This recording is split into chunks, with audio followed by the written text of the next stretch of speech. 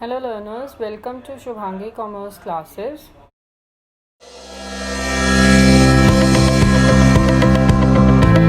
Today I'll tell you what all questions have come in UGC NET paper 1 exam yesterday's evening shift. Let's see.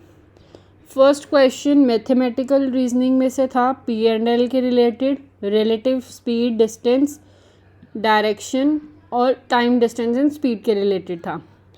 Next question आया था find odd one out. 644, 328, 164, 84, 44, 24 and 14. तो अगर हम देखेंगे इन सभी में इसमें पहले 10 का गैप है, देन उसके बाद 20 का गैप आया है, देन 40, देन आफ्टर 40 इट्स 80. तो 80 के बाद यहाँ पे 160 का गैप होना चाहिए था, तो आंसर होना चाहिए था यहाँ पे 324, जो कि गलत है. तो ऑड वन आउट इसमें कौन सा होगा? 328.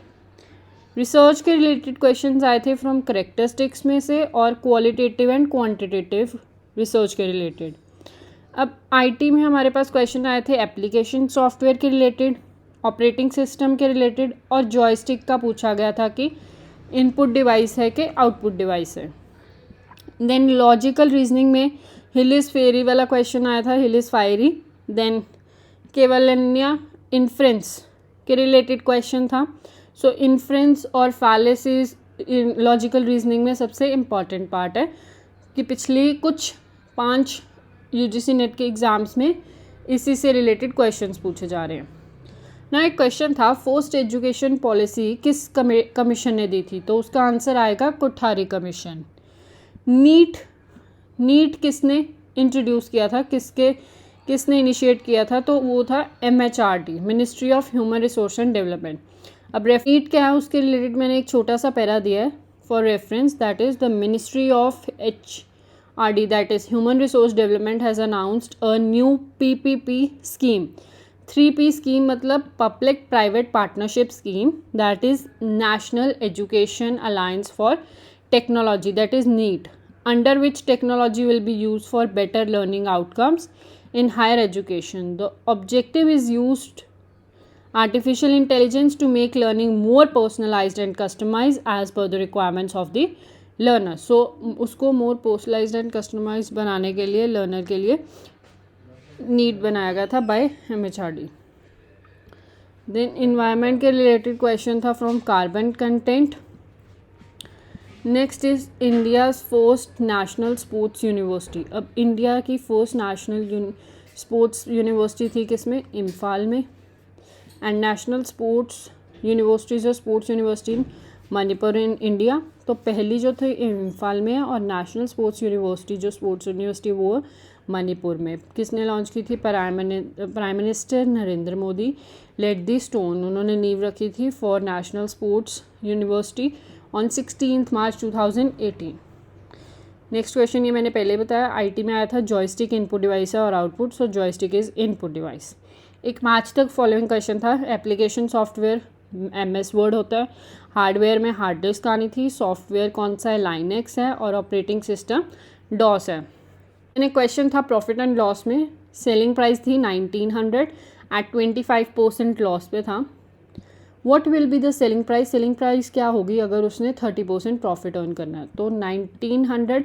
अब 25% लॉस है तो 100 माइनस 25 दैट इज़ 75 इंटू कितना प्रॉफिट अर्न करना है? तो 100 प्लस 30 दैट इज़ 130.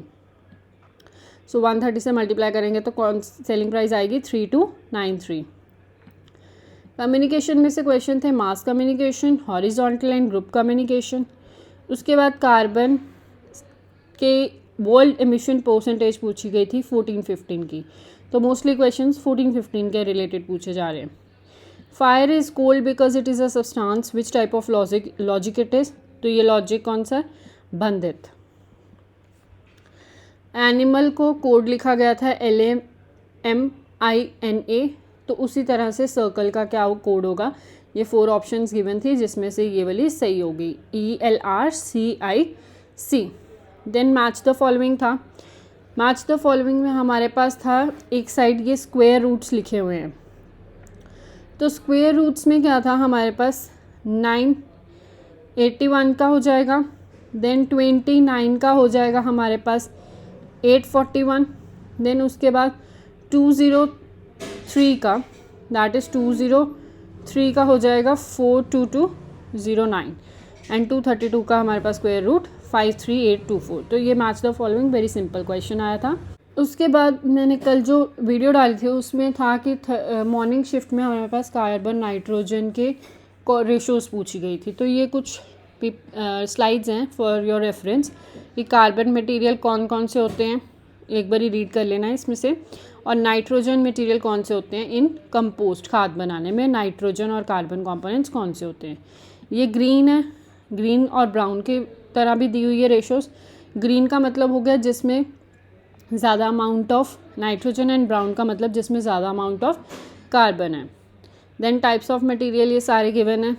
एल्फ बैगेसी में 150:1 है nitrogen and carbon ratio. Cow dung का कल था एक क्वेश्चन जिसमें है 25:1 ऐसे ही अलग अलग का है। किचन रिफ्यूज़ का 6:10 कार्बन 1.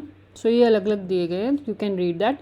सेम ऐसे वुड के दिए हैं 700:1, पेपर 170:1, ये कल वाले क्वेश्चन में था। एंड लीव्स का था हमारे पास 80:40।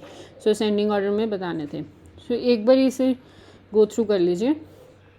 So these all were the question asked in the yesterday's, that is 30 September evening shift.